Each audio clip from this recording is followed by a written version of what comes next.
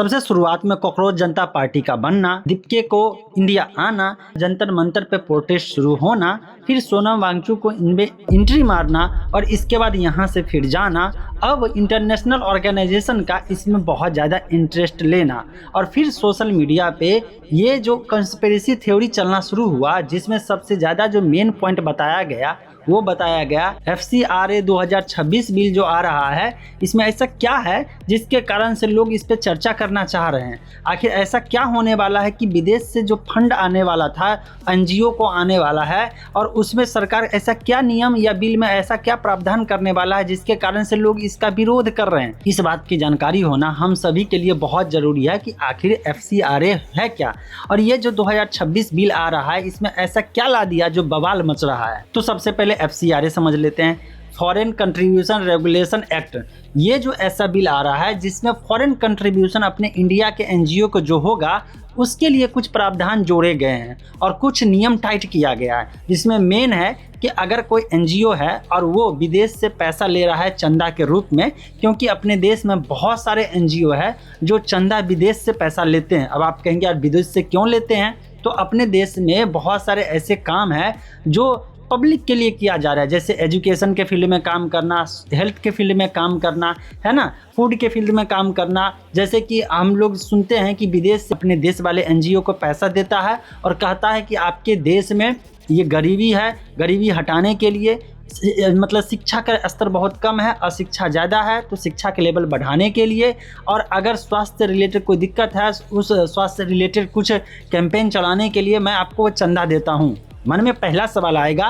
कि यहाँ भाई भाई को कोई पैसा नहीं देता है, घर में लोग पैसा नहीं देता है, विदेश से कोई किसी NGO को पैसा क्यों देगा। तो हमेशा याद रखिए, बिना किसी इंटरेस्ट का कोई किसी को पैसा नहीं देता है। ये आज के समय में पूंजीवाद के दुनिया में, कैपिटलिज्म के दुनिया में ये मान के आपको रखना पड़ेगा कि जल्दी कोई नहीं मदद करता, और मदद करता है ना तो रिटर्न में कुछ ना कुछ लेता है। आपको याद होगा बिल गेट्स फाउंडेशन वाले में क्या हुआ था, कांड हुआ था। इंटरनेट पे आप सर्च करिएगा, समझ में आपको आ जाएगा। बाद में पता चला था कि कैसे हम लोगों का जो देश है इसमें एज ए लैब के रूप में एक्सपेरिमेंट भी होते रहता है। मतलब कि हम लोग जो कैमरा के सामने देखते हैं, जो न्यूज़ में देखते हैं ना, अगर पीछे जाएंगे ना, काली सच्चाई देखेंगे ना, तो आपका दिमाग हिल जाएगा। कहेंगे यार इतना मतलब डार्क सीक्रेट है लोगों का, लोग जो है मदद करने के नाम पे ये सब भी करते हैं। लेकिन इसी में कुछ संस्थान ऐसा है जो सच में एक दूसरे को मदद करना चाहता है, और ऐसे कंडीशन में जो ग्लोबल अपने आप को फैमिली समझता है वो कुछ हेल्प भी करता है।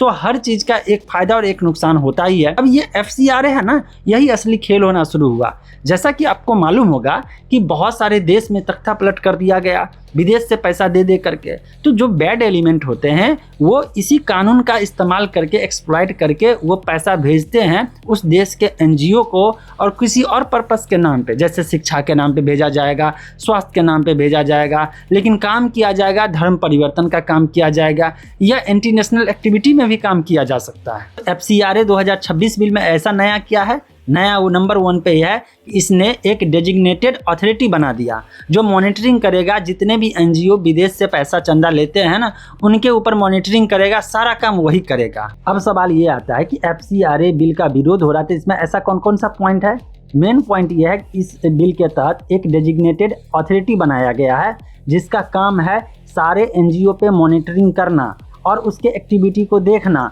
और सारे चीज़ को अपडेट करके रखना। ये तो बहुत अच्छी बात है, रखना ही चाहिए। इसके अलावे क्या है कि अगर कोई NGO गलत एक्टिविटी में पाया जाता है, इस पे मॉनिटर किया जाएगा कि ऐसा तो नहीं है कि पैसा ले लिया हेल्थ के नाम पे, शिक्षा के नाम पे, और यहाँ किया जा रहा है धर्म परिवर्तन का काम किया जा रहा है। आप इंटरनेट पे अगर न्यूज़ देखेंगे तो पता चलेगा विदेशी चंदा का इस्तेमाल धर्म परिवर्तन के लिए किया जा रहा था। तो इस पे सरकार की नज़र है कि भाई ये नहीं होना चाहिए। दूसरी बात ये है कि हम लोग ये भी अभी देख रहे हैं, बहुत सारे सोशल मीडिया पे भी देख रहे हैं, लोग चंदा मांगते हैं, बहुत सारे ऑर्गेनाइजेशन है, और बाद में एक तरफा वो काम करते हैं। मतलब कि अगर वो चंदा लिए और अपने आप को वो एकदम इंडिपेंडेंट मीडिया दिखा रहा है, तो दोनों पक्ष को दिखाना चाहिए था, उसको अपना ओपिनियन नहीं थोपना चाहिए था। लेकिन मैं मॉनिटर धीरे धीरे कर रहा हूँ, तो शुरू में मैं भी उसको सपोर्ट करता था, सोचा था कि चलो यार फैक्ट चेक के लिए बनाया गया है, बहुत अच्छी बात है। लेकिन धीरे धीरे अब फील होने लगा, खुद में ही फील होने लगा कि नहीं, एक समय था मैं उसको कंट्रीब्यूट करता था, कंट्रीब्यूशन किया भी था, क्योंकि उस समय फैक्ट चेक के लिए दूसरा प्लेटफॉर्म नहीं था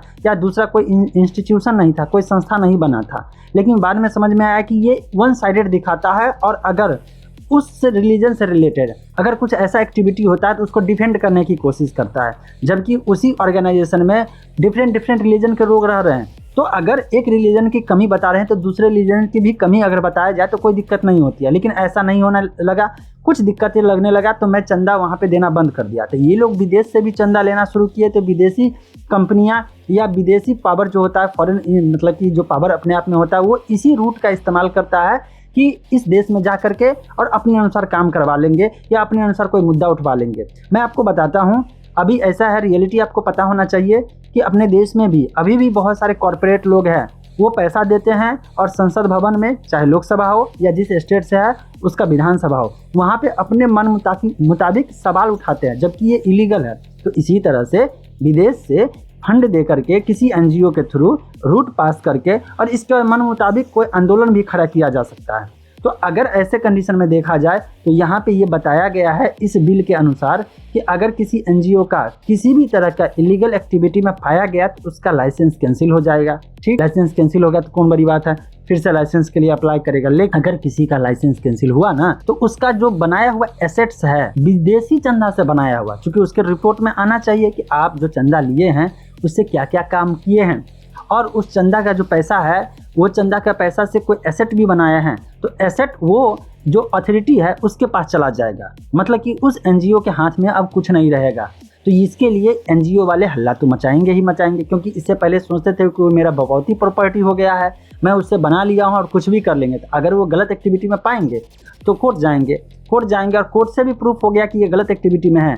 तो उनका वो एसेट्स उनका नहीं रहेगा, सरकार का हो जाएगा। इसके बाद इसमें एक पॉइंट है कि 10 लाख रुपया 2 साल में कम से कम आप इस एक्टिविटी में अगर विदेश से पैसा लेते हैं, जिनके पास FCRA लाइसेंस है, उनको खर्च करना पड़ेगा, और अगर खर्च नहीं करेंगे तो ऑटोमेटिकली ये लाइसेंस कैंसिल हो जाएगा। तो कुछ एनजीओ इस बात का विरोध दर्ज कर रहे हैं, जो गांव में या छोटे एनजीओ है वो इतना पैसा अगर खर्च नहीं कर पाएंगे, फिर ऐसे कंडीशन में उनका लाइसेंस कैंसिल हो जाएगा, जो सही बात नहीं है उन एनजीओ के अनुसार से, कि उनके ऊपर एक प्रेशर हो जाएगा कि 2 साल के अंदर अंदर कम से कम 10 लाख रुपया खर्च कर ही दे। अगर किसी का लाइसेंस अगर FCRA वाला कैंसिल होता है ना, तो वहाँ पे होगा क्या, सबसे पहले तो जो भी बैंक अकाउंट में पैसा होगा वो एकदम बैंक अकाउंट वाला जो पैसा होल्ड हो जाएगा, फ्रीज हो जाएगा, उसको स्पेंड नहीं कर सकता है, नया कोई भी पैसा ले नहीं सकता है। एसेट्स की मैं बात पहले ही बता दिया कि वो कंट्रोल में चला जाएगा, डेजिग्नेटेड अथॉरिटी के पास चला जाएगा। इसके बाद इस बिल में एक और चीज़ है जो पॉइंट मुझे समझ में आया, कि इसमें जो पैसा विदेश से लिया जाएगा, चंदा के रूप में जो पैसा लिया जाएगा, उस पैसे का जिस पर्पस से आप एनजीओ का लाइसेंस लिए हैं FCRA वाले,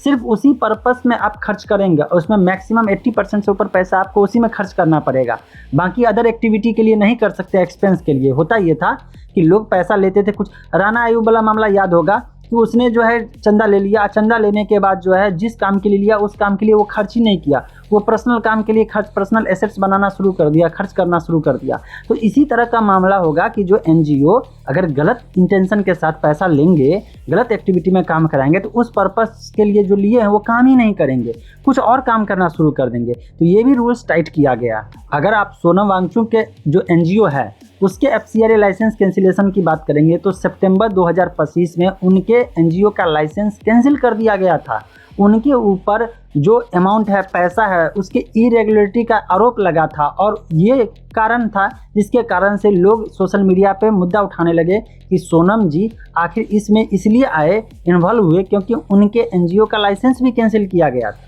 बाकी यहाँ पे जो मैं प्रोटेस्ट की बात है उसका तो कोई बात ही नहीं कर रहा हूँ, मैं बात कर रहा हूँ सिर्फ और सिर्फ FCRA की बात, और उसमें ये पॉइंट ऐड हो गया, प्रोटेस्ट वाली बात ऐड हो गई, इसके बाद सोनम जी का बात ऐड हो गया, इसीलिए मैं समझाने के लिए एज एक एग्जाम्पल लिया। तो भाई इस बात को तो आप 100% मानोगे कि अगर आप अपने घर में देखोगे, अपने परिवार में देखोगे, अगर 2 भाई 3 भाई होंगे या आपके चाचा आपके पापा होंगे, तो आप दोनों भाई को झगड़ा लगाने के लिए, आपके परिवार में झगड़ा लगाने के लिए गाँव के ही कुछ लोग क्या करेंगे, एक अलग अलग भाई को, एक मतलब कि गुट जो है आपको सपोर्ट करना शुरू कर देगा, तो दूसरा गुट दूसरे को सपोर्ट करना शुरू कर देगा, उसको कुछ पैसा दे देगा, उसको कुछ मदद कर देगा। और उस समय क्या लगेगा पता है, आपके चाचा को लगेगा कि यार गांव का लोग बहुत बढ़िया है, आपके पापा को लगेगा कि नहीं यार गांव का ही लोग बढ़िया है, ये जो भाई है ना ये दुश्मन की तरह बिहेव कर रहा है और इस तरह से झगड़ा लगवाएगा और काम करवाएगा। जब लोकल लेवल पे इतना मतलब घर के लेवल पे, गांव के लेवल पे इस तरह की राजनीति होती है तो स्टेट और सेंटर के लेवल पे नहीं होता होगा, इंटरनेशनल लेवल पे नहीं होता होगा। देखते होइएगा ना, न्यूज़ सुनते होइएगा ना, और बाद में तो प्रूफ भी हो जाता है। हम लोग हिस्ट्री अगर पढ़ते हैं, सुनते हैं, जानते हैं तो पता चलता है कि एक देश दूसरे देश पे कब्जा करने के लिए या उसको तोड़ने के लिए या उस पर कंट्रोल जमाने के लिए ऐसे ऐसे ट्रिक अपनाते हैं और बाद में जो है प्रूफ निकलता है, बात खुलता है, उस समय कुछ नहीं हो सकता। हो सकता है बहुत सारे लोग होंगे जो इस तरह के एक्टिविटी में इन्वॉल्व होंगे, बहुत सारे लोग होंगे सच में ईमानदारी से वो काम करना चाहते होंगे, लेकिन जो भी है अगर रूल्स टाइट हो रहा है तो दिक्कत नहीं है। दिक्कत कहाँ पे होती है? जहाँ पे सेंट्रल पूरा पावर अपने पास रख लेता है। जैसे कि प्रिवेंशन ऑफ मनी लॉन्ड्रिंग वाला जो एक्ट देखे होइएगा, वो सुने हो गया, उसका गलत इस्तेमाल कैसे होना शुरू हो गया। आपके अंदर गलती है या नहीं वो बात की बात है, लेकिन सबसे पहले वो एक्ट लगा करके आपके सारे अकाउंट को सीज कर लिया जाएगा और बाद में प्रूफ होगा, और प्रूफ होने में कितना साल लगेगा पता नहीं, तब तक आप अपने एसेट्स का इस्तेमाल नहीं कर सकते हैं, बैंक अकाउंट में रखे हुए पैसे का इस्तेमाल नहीं कर सकते। भले ही वो पैसा एकदम जेन्युइन तरीके से आया हुआ हो, आपके अकाउंट में जेन्युइन तरीके से रखा हुआ हो, आप सही तरीके से कमाए होंगे, लेकिन तब तक तो होल्ड हो गया ना। इसीलिए लोग परेशान भी होंगे कि कल के डेट में हो सकता है सत्ता सरकार, देखिए इसमें क्या है, पार्टी अलग हो सकता है, कभी बीजेपी, कभी कांग्रेस या कभी दूसरे पार्टी सत्ता में आ सकता है, कभी भी कोई आ सकता है। तो वो लोग अपने अनुसार जो एनजीओ उनके अनुसार काम नहीं करेंगे तो उनका लाइसेंस कैंसिल करके उनके सारे एसेट्स को सीज करने का काम कोशिश करेंगे। तो इसलिए एनजीओ डरते भी हैं। बाकी आपका क्या ओपिनियन है नीचे कमेंट में ज़रूर बताइए।